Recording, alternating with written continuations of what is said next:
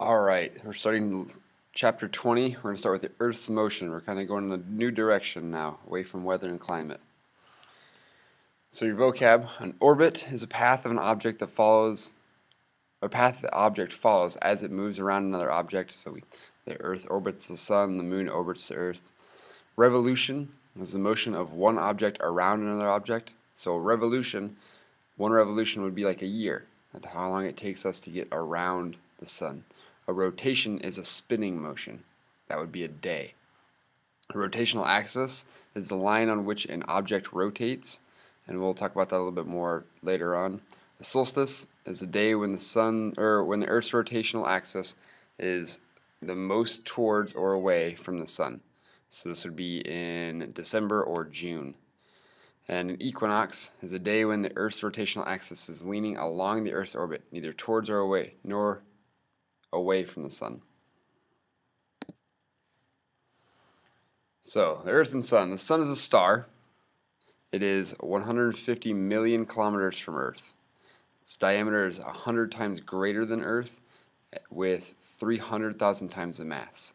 So if it's only 100 times greater and has 300,000 times the mass, it's much more dense. It has a lot more weight per area than the Earth does.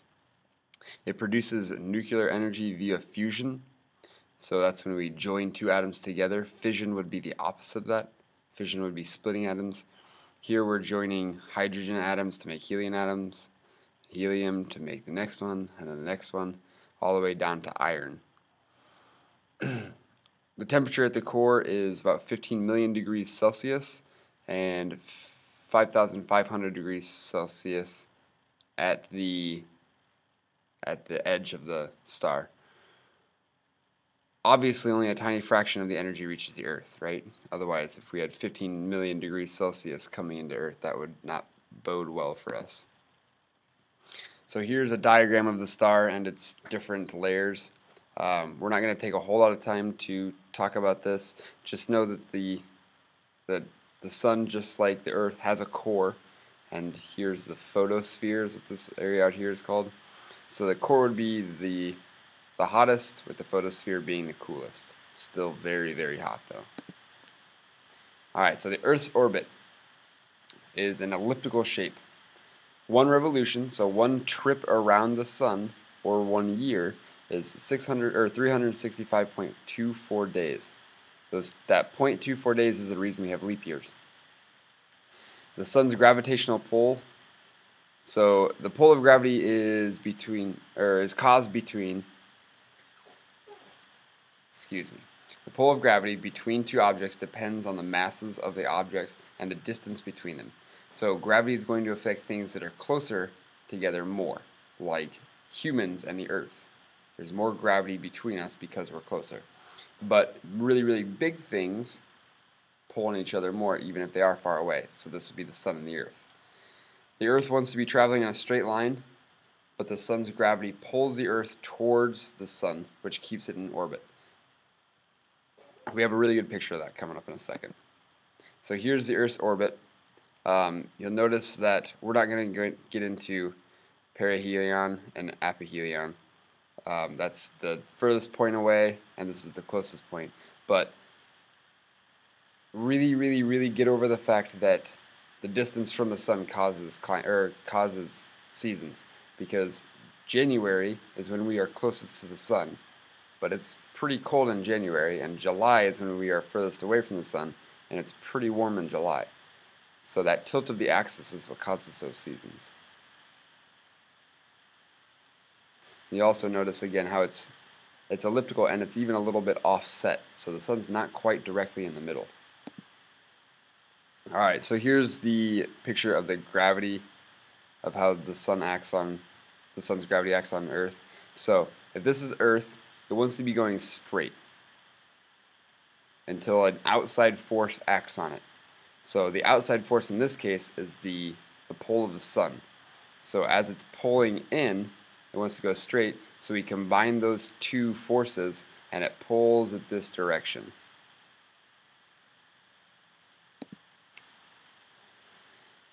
Alright, Earth's rotation. Earth rotates on an axis.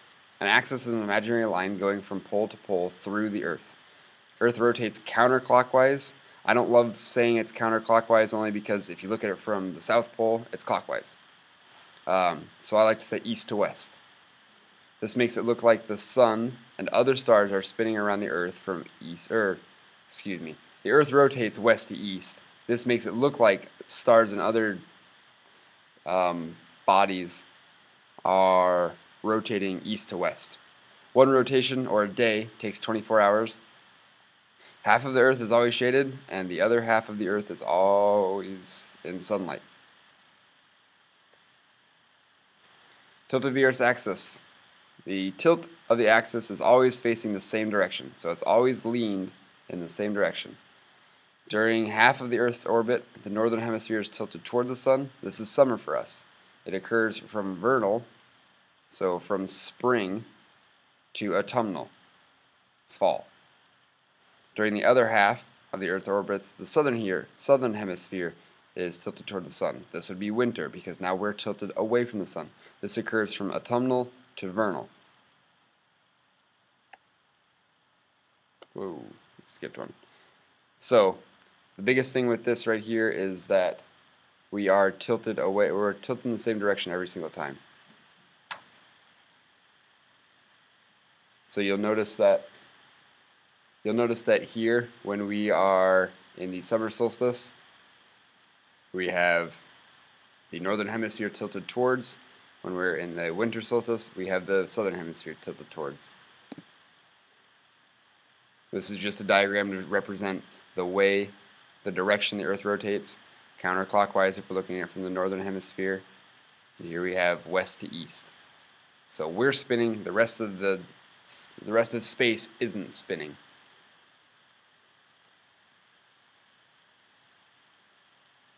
Alright, energy received by a tilted surface.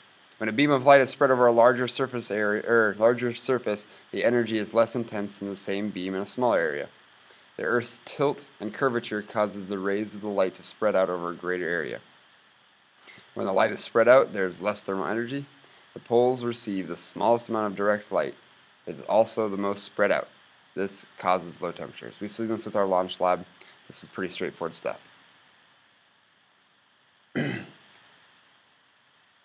Alright, so here's just another picture. Another picture of what we're looking at when we're talking about the spread out light. So here you can see we have vertical light that's hitting directly on, and this is the same light, but it's just spread really far out, almost over the entire Arctic Circle. And now we've put it on, that last picture was during an equinox. So everything is, the rotational axis is going with the orbit. So now we've put it on a solstice, and you see how much more direct the light is on the Tropic of Cancer in this case. So that's going to make this area much, much warmer. And down here in the Antarctic Circle, there's no light hitting directly at all. That's when you have the days full of darkness. Alright, seasons do not depend on how close the Earth is to the sun. It's actually closest in January, like we talked about. Summer in the northern hemisphere, which I'll call the NH from here on out, occurs when the NH is tilted towards the sun. This causes temps to increase in the northern hemisphere and decrease in the southern hemisphere. Summer in the northern hemisphere equals winter in the southern hemisphere. Winter, on the flip, in the northern hemisphere occurs when the northern hemisphere is tilted away from the sun. This causes temps to decrease in the northern hemisphere and increase in the southern hemisphere. Winter in the northern hemisphere equals summer in the southern hemisphere. Solstices, equinox, and the seasonal cycle. So the March equinox, spring, which can also be called the spring or vernal equinox, happens March 20th. The north end of the Earth's rotational axis is in line with the orbit. So it's facing in the same direction that the orbit's going. This means that neither the northern hemisphere nor the southern hemisphere is tilted towards the sun more than the other. Because of this, there are 12 hours of daylight and 12 hours of darkness everywhere on Earth. In September, we have the fall or autumnal equinox. This happens September 20th. it's the same position as, or our rotational axis is in the same position as it is in the March equinox, and it causes the same things to happen as far as we have 12 hours of daylight and 12 hours of darkness. So the solstices, we have the June solstice, which is the summer solstice, occurs on June 21st. The north end of the rotational axis is tilted towards the sun. Days in the northern hemisphere are longest and nights are shortest. This is when summer begins. Days in the southern hemisphere are shortest and nights are longest. This is when winter begins for the southern hemisphere. So the December solstice, or the winter solstice, starts December 21st, and it's the flip. We have the northern end of the rotational axis is tilted away from the sun now. This leads to northern hemisphere winter and southern hemisphere summer. So we've seen this picture before, and it's the same idea, right? Winter solstice means we have the southern hemisphere tilted towards. The southern solstice means summer solstice means we have the northern hemisphere tilted towards. Look at our arrow right here. Our arrow right here again should be going with our orbit for the equinoxes. That's what causes the days to be the same.